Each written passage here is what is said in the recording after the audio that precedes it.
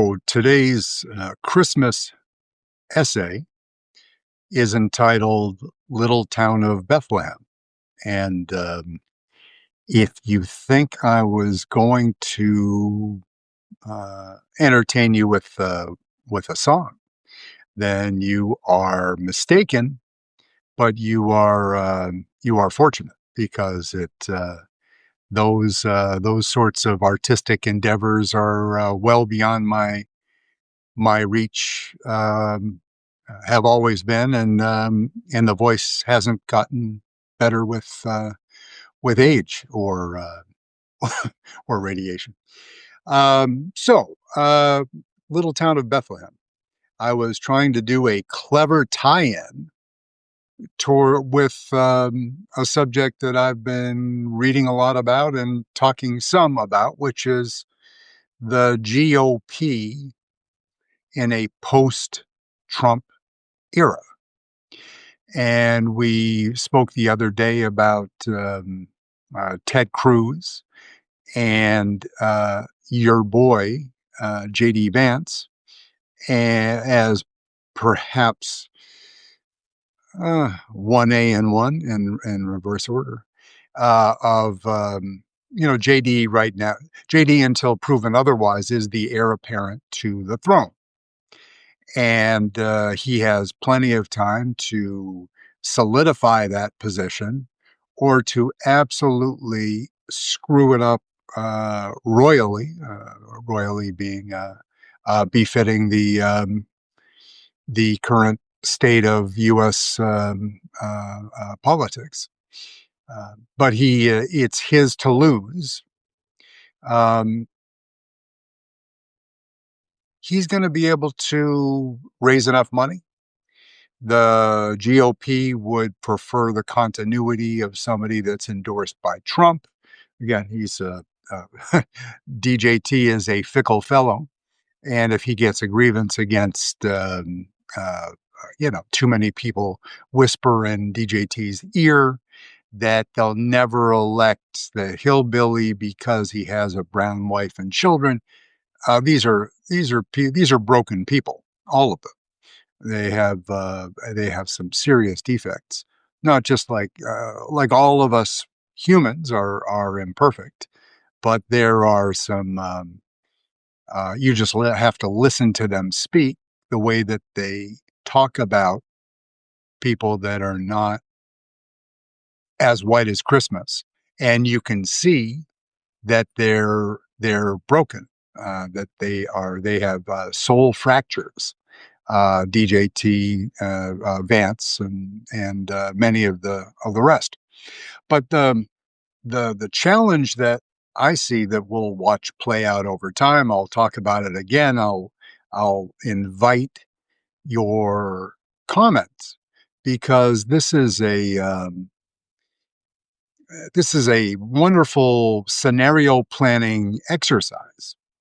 You take the part of Barry Weiss, CBS, and Larry Ellison, Paramount, fighting to buy Warner Brothers, and consolidation of power in entertainment, and to a lesser extent news, because of course that, as we've all learned and we've talked about, is that those legacy television platforms for news, the traditional networks, the big three, ABC, NBC, and CBS, plus Fox, plus CNN, have much less power now than they ever have, and it ain't getting better. But think about it from what really drove it home was looking at donors, tech bros, and other hedge fund giant influencer types in the billionaire class and their support for Israel. We've spoken about that before. We will undoubtedly do that again because the relationship between the U.S. and Israel is a long, beautiful, and very complicated relationship, which is now under a different type of strain. I'm not talking about the heretical screams, shrill cries, and whining from some of the same donors I was referring to earlier about the impending oath of office for Mayor-elect Zoran Mamdani. That's a very discrete issue. That's a New York issue, and Mamdani, under current constitutional precedent, is ineligible to become president at any time in the future. But we know that these things change. But that's not our issue today. The young man is remarkably, he's 34, is going to have a big enough task to deal with that job, learn on the job, surround himself with good people and better people, and have fewer slip-ups, which he's entitled to have, and march on forward. But think about it from Israel, the Jewish people, and those in the mothership and those in the diaspora. They've looked to Donald Trump. They have skewed more and more conservative, particularly under Trump. And you have to separate out you don't want to get in too long and heavy a discussion about if you're anti-Netanyahu, then you're anti-Zionist. I'm not doing any of that bullshit today. I'll take a Christian time out on that for today, and it'll come up again. Benjamin Netanyahu has done as much to destroy the judiciary in Israel as Donald Trump has done to destroy it here in the United States. Bad guy, dangerous for their country, both. But when Israel had an opportunity to cause consequential damage to their greatest existential enemy in Iran, and they invited Donald Trump invited himself along to the party because he made a risk assessment that the Israelis were doing the brave stuff, and all we had to do was drop bunker busters, helped Israel out. For what period of time did the bombings set the Iranian nuclear ambitions? The day after, I think Trump probably opined that he sent the entire Persian Empire back to the Stone Age.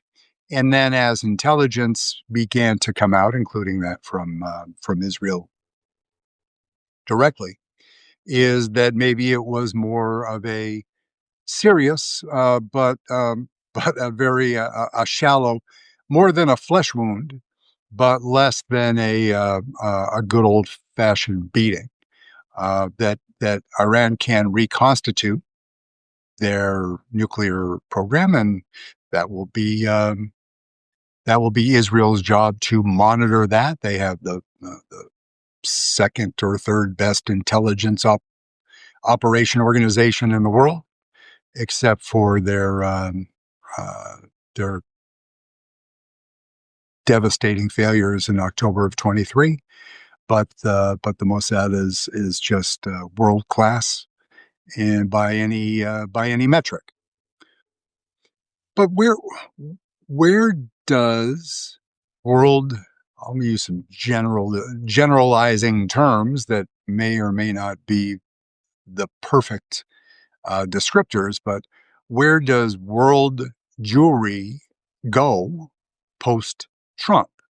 If they say, well, we're going to just ride out with our Republican um, uh, brothers and sisters, that dysfunctional family appears to include uh, J.D. Vance as ringleader for Tucker Carlson, whose son works for J.D. Vance, Nick Fuentes, who J.D. Vance won't distance himself from even at 5 feet, and then Candace Owens and other human delights that are in that sphere, and MTG. I hope she has a good retirement coming up in January, and her next stage is fulfilling. But these people are not lifelong advocates for Israel, and so there has been a kind of the Trump period in military hardware, defense, and cooperation because of the Kushner factor is a big part of that too. But I would argue that post-Trump, it's going to be not a neutral time. It's going to be a increasingly dangerous and fractious time for Jews in the diaspora and for Israel. And you look back at some of the leading. I'll take Miriam Adelson out of the picture because she's 80 whatever. She's got $60 billion, and she is a hard and fast Israel supporter, as was her departed husband, and that will never change.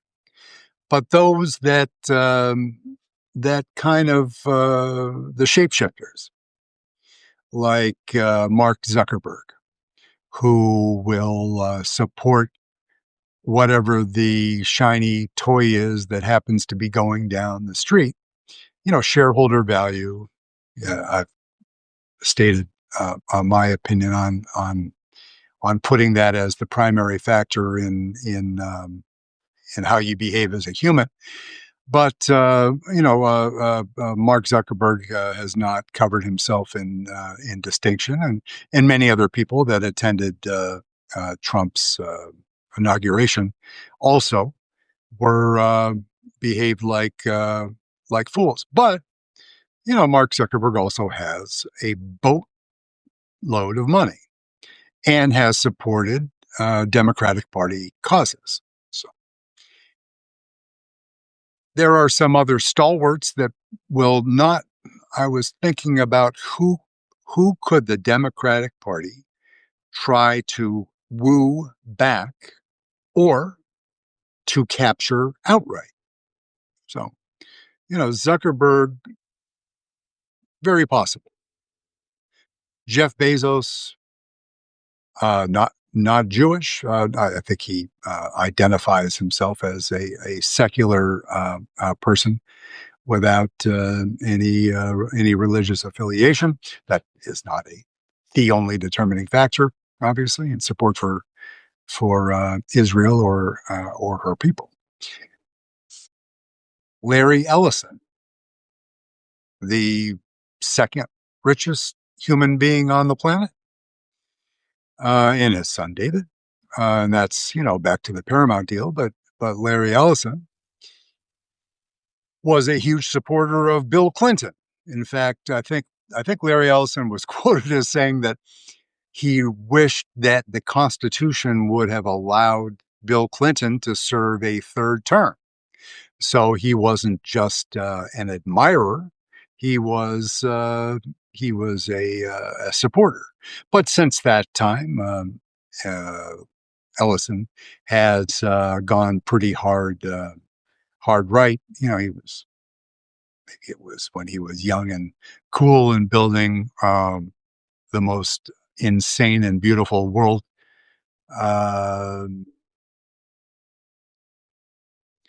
The sailboats that he had constructed, and he competed in America's Cup. He was and may still be intimately involved in that program and really helped the our side's competition in that a real sport. Um, so Ellison, is he going to come back and dance at the DNC? I don't know.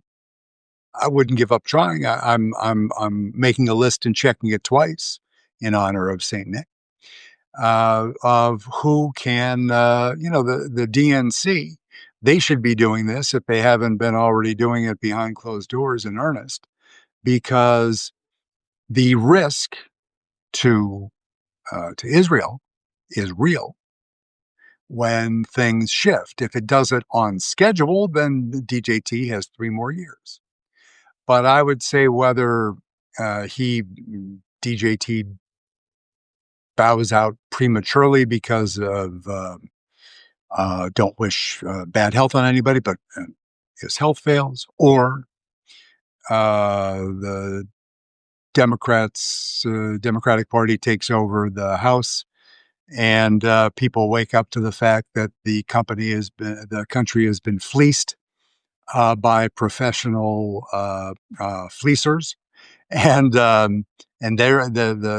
there's enough people in the country that still identify as Americans and patriots to not allow the country to be looted any further. Who knows? Whenever it happens, but if it appears and remains that JD Vance is that likely the heir apparent, then we really, as Democratic Party folks, we need to appeal to donors, Jewish donors, people that are supporters of Israel, because we will be then not the only game in town, but the only ones that are not Nazi sympathizers. That may account for something. No Nazis? That's been sort of a Democratic Party ideal for at least a few years. And if you want actual contrast, not fake news, not fiction, but if you want to see the real contrast, you don't need to go any further than YouTube, conservative causes, act, actively promoting Nazi ideals, gripers, otherwise, actively, not probably the best fit for the Jewish state or for the diaspora.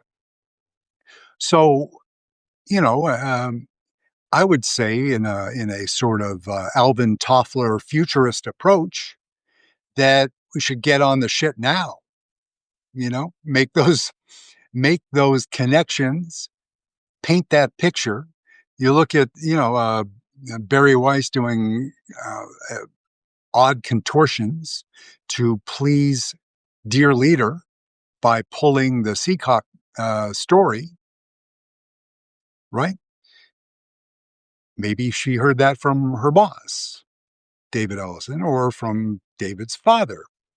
Whatever happened, like Trump is going to be angry. He's going to sue again. He'll be pissed off.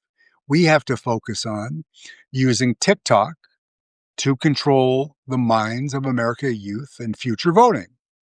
We have bigger things to do, said perhaps the Ellison family. But the Ellisons are ardent supporters of Israel in, 200 million at a time, big time, the security apparatus, intelligence, every single level, instrumental. And so maybe because he's made almost as much as Elon Musk, say if Larry Ellison is a close second and he only has $300 billion, he's still doing something right. you know? And I don't know how bright, if his son is a chip off the old block or a member of the, I think the technical term is the Lucky Sperm Club. I don't know. I don't know anything about David except his exploits with bike dance and the Paramount uh, waltz that they're doing right now. But it's as Democratic Party members, let's get on it. Let's put together we need to be able to sell something. So let's really get that platform, get it tight, focus on affordability, secure southern border, don't have to run away from gender sort of issues because that would be cruel, inhuman, and being un-MAGA does not make you a good person. That's an important thing to remember, that just because the MAGA cult movement is bad and enjoys cruelty, just saying I'm not them is not enough. We have to be better, more specific, but certainly much, much, much more disciplined in sticking to our message. And what aged, transcendent, wizened, elderly philosopher can we turn to for message discipline? Zoran Mandani. That's right. Look at his campaign. Look at what he achieved from 1 to 2 to 3%, whatever that number was, to win, right? Cuomo, if he had it to trip over, he would have tripped over his own, you know what I mean? But he did a horrible job and did injured himself as much as Zoran injured him. And Curtis Lewa, God bless, just keep doing what you're doing there with the bracer. But message discipline, getting and AOC, even Bernie is great at this. But let's just think about for a moment just AOC and Mamdani as the press secretary emeritus of Democratic or Social Democratic Party values going forward is 3 issues: affordability, affordability, affordability. We'll substitute, the second and third place at some later time.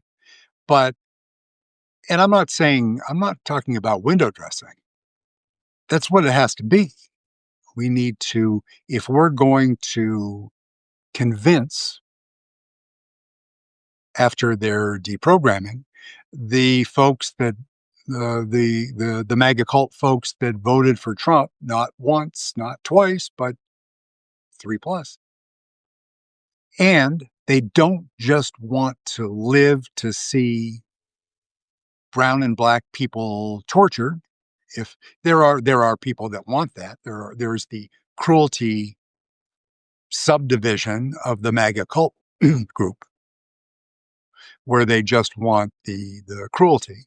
But that's not half a MAGA. That's that 10%, the real deplorables. Hillary, ding, actually deplorable human beings. Look it up. Deplorable. They didn't like the word, or they didn't care to look it up in the dictionary. But what that generally means, if you want to level out the word deplorable, it means you're shit. Right? Okay. So the people in the MAGA core that are interested in looking and observing the misery of Black and brown and other minority communities, that they are beset and tortured, get to a priest, get to a counselor, get a shrink, get on a regular regimen of supportive, a regular behavioral health program, and try to improve yourself. But for the vast majority of Americans that actually love their country, we just need a discipline, message, unifying theme, stick to it. And if you get track one, track two, track three, and if you get off the track, you're out. You are, you can go start another party, go do some indie thing, you can be the neo-independent, democratic, base jumping Mount McKinley party or whatever, make up your own, that's mine. Make up your own party. Or you can be the Red Sox. Spring training begins in, what is it? 57 days, he just guessed. You can be any party you want.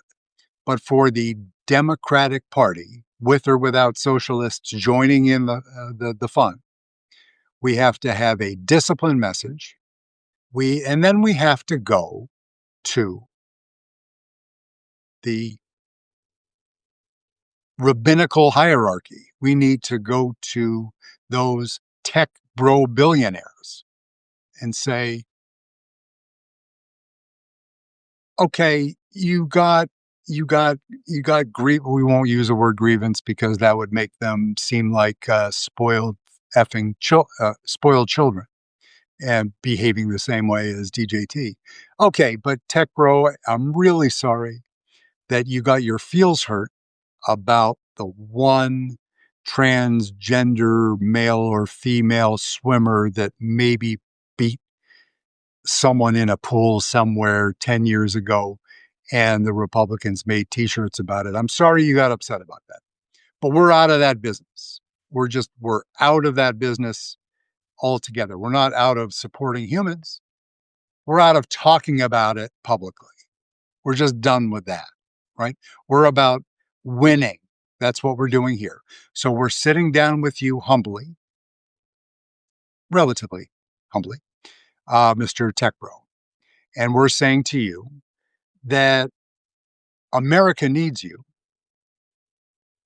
the Democratic Party needs you, and Israel needs you. Trifecta. Come on back. Seat at the table. Bill Ackman, right? Not a tech bro, but it's a Prof G. Other influential people that were doing the heretical Zorons and anti-Semite thing. Let's just bury that. Let's not do that. Don't do that. Let's just focus on Democratic Party. We're doing that. We have 3 planks in our platform. A, affordability, B, affordability, BC, period. We're going to repeat that. We'll repeat it frontwards and backwards.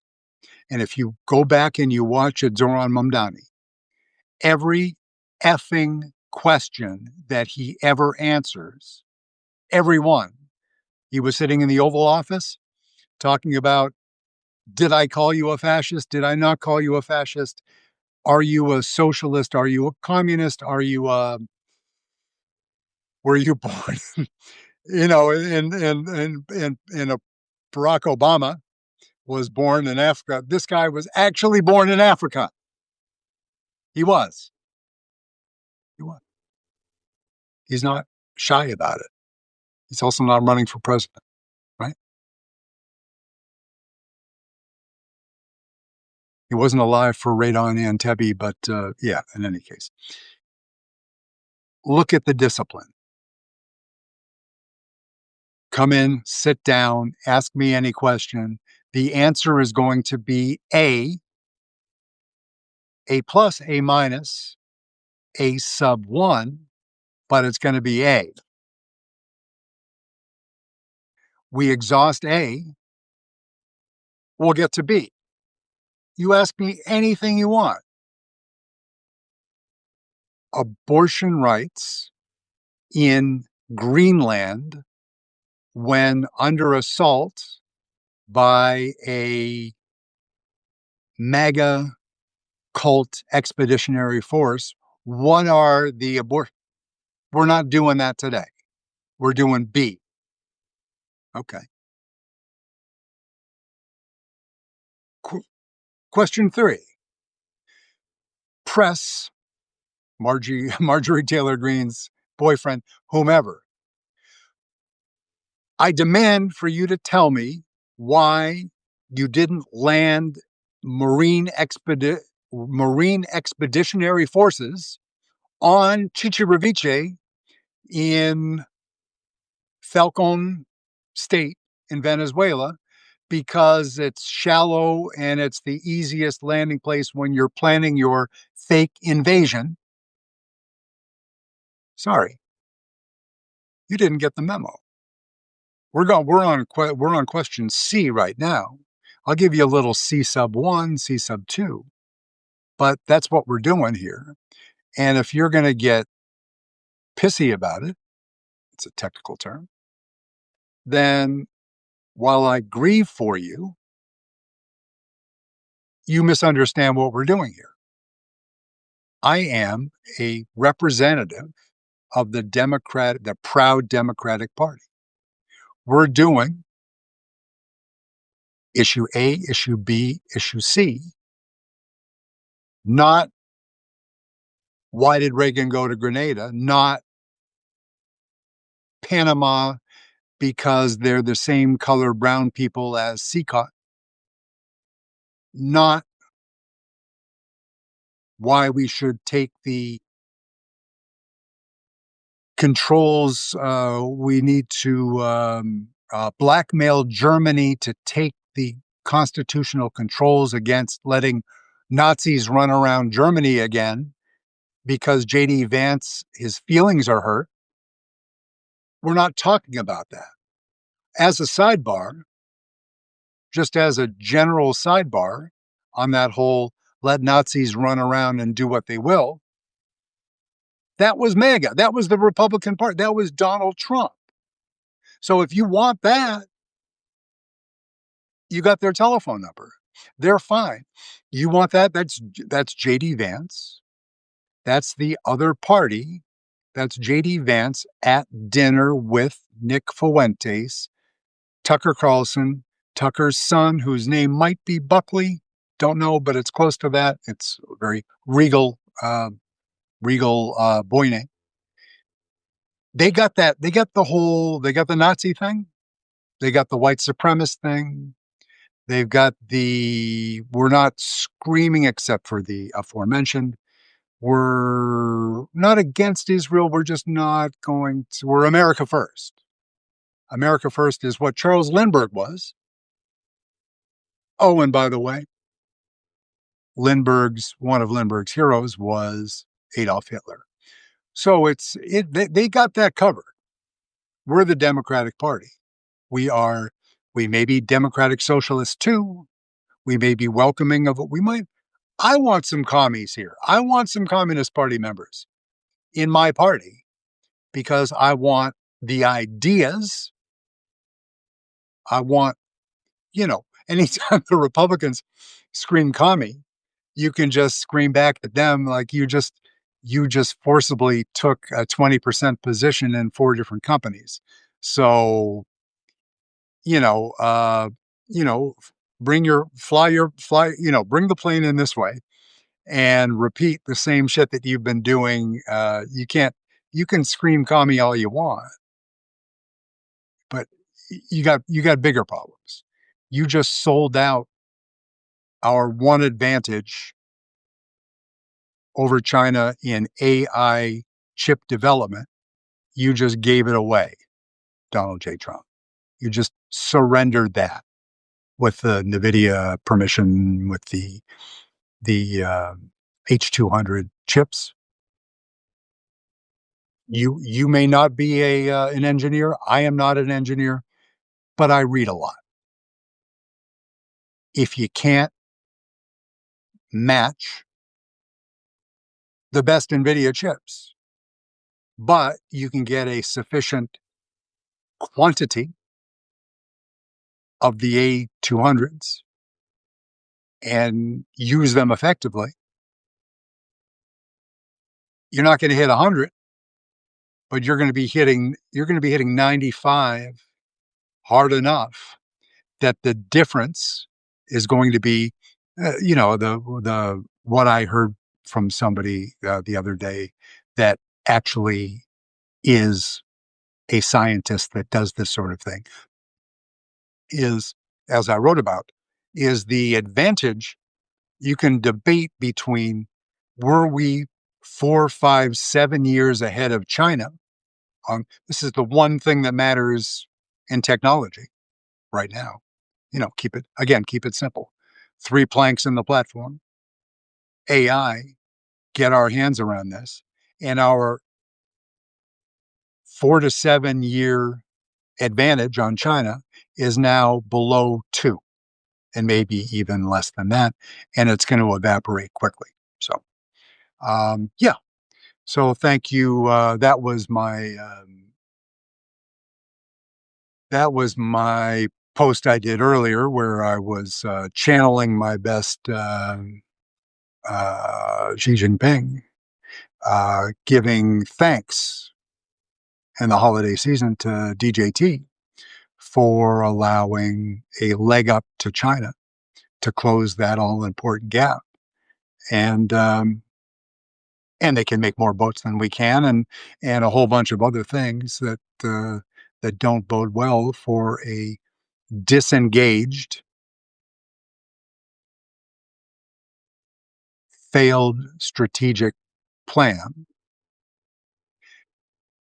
At the same time, Donald Trump has to answer, if not entirely, but in part, to Russian state security to a degree, plus the Epstein files, plus World Cup's coming, and he's going to F that up too, followed by his swan song, which will be the LA Olympics, and his big finish, which, two of the world's greatest events, sports or otherwise, are World Cup and the Olympics, and they require a tremendous amount of labor and training, and they rely on diversity. They rely on DEI. Those two events rely on DEI. And what do we have? We have somebody that's screaming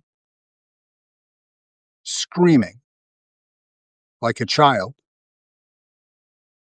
with a shrill voice, like they're under assault by a monster, instead of getting to work. So, um, that's on the 12th day of Christmas, I guess. It's always a pleasure, and I wish you all a good. Was it Tiny Tim or something? To Something to all, and to all a good night, or however that Christmas carol thing went. That was kind of like the parables I was butchering yesterday, but that was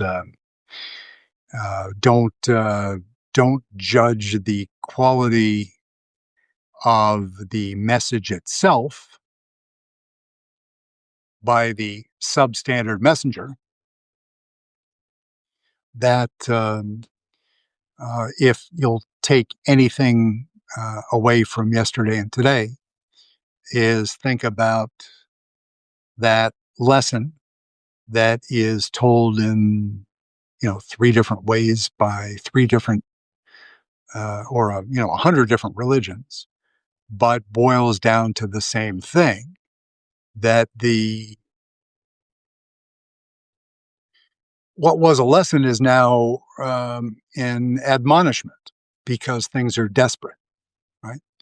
It is not no longer it's not a nice to have, right? It's a requirement that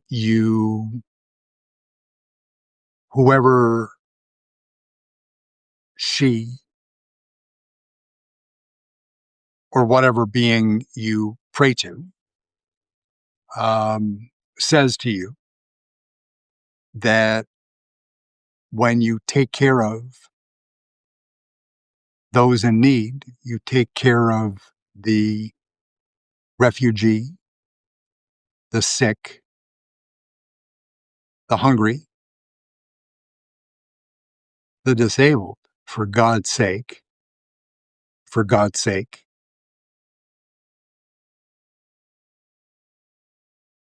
you help that person,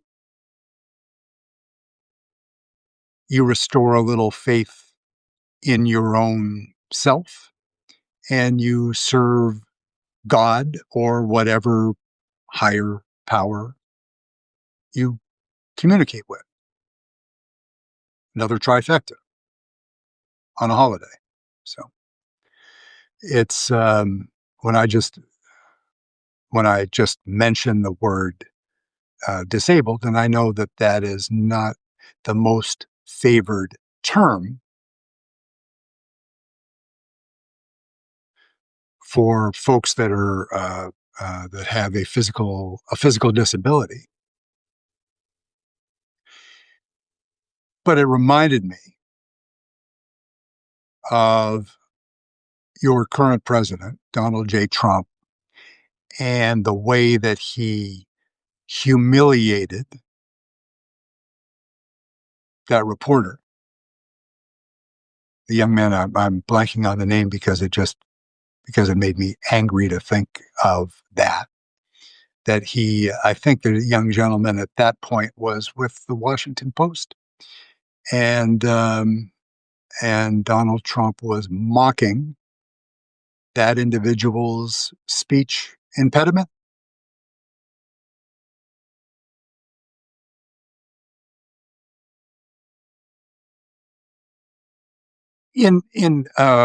To make light of a very serious thing, that would have been the Monty Python moment where it's, if you recall, "Say no more, say no more, say no more." That should have been a "say no more" moment. When you have a presidential candidate mocking somebody with a profound physical or mental challenge on camera in a room full of people who are largely strangers to that person. So not only did he harm that person with his words, but to add what Donald Trump does almost every day, whether it is with the piggy or stupid or the other things he says. And you can brush that off and say that's just Trump being Trump. Yeah, no, you don't get to do that anymore. That's that free pass is has expired a long time ago. So when he is mocking and humiliating a disabled man in a room full of people,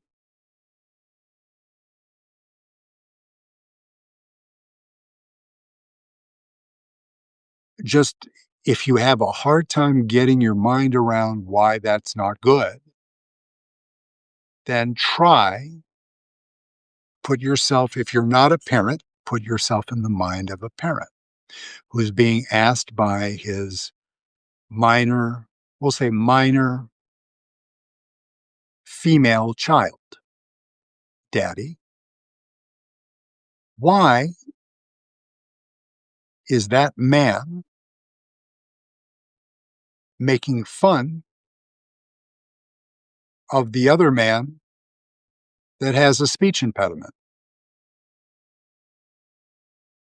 Daddy, I have a lisp, and I go to a speech therapist every afternoon after school, and here's this man making fun of that man who must be very sad right now because his family's watching him on television being with the candidate for president making fun of him. Daddy, why is that? And oh, while you're at it, while you're between coffees there, Dad, why is it that the same man is associated with people that traffic young girls that look just like me? Daddy, you wouldn't vote for him, would you? Daddy, why would anybody vote for somebody like that? I don't understand. Tell me why. Tell me why that is. Why can somebody who's that mean, evil if you like, why would anybody vote for someone like that? Daddy, could you make that make sense, Daddy? Can you? And if you can, well, you're already probably a better person than I am, but I'm not the bar because I'm not running for president. But it's a good exercise. Family members, people that are confused, or a large number of willfully ignorant people. A lot of that going around, willfully ignorant.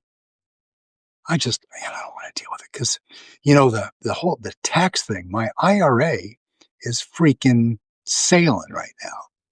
It's magnificent, and I beat the system because I hedged with gold instead of Melania coin, right? So gold yesterday, all-time highs. S&P, pretty fantastic. So it's, if he does that stuff, then I'm gonna just stay quiet and let it happen because, you know, I can just say, my kids will understand because they'll get to go to Aruba one more time before I die.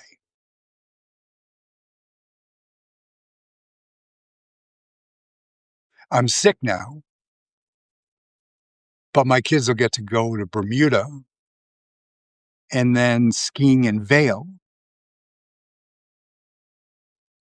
And I don't know any of those black and brown people that are being rounded up and are spending Christmas in a ICE detention facility. I don't know any of them. So is that really my business? Is that is that my job I can't fix everything. I can't care for everyone. So, I mean, am I the problem? No, but you're definitely part of the problem. So, um, but for the rest of you, Merry Christmas. And as always, greatly appreciated. In the holiday spirit, do a whole bunch of restacking. or something because that'll be fun. And it won't be fun, of course it won't. But I'll see you soon and have a beautiful evening. Thank you.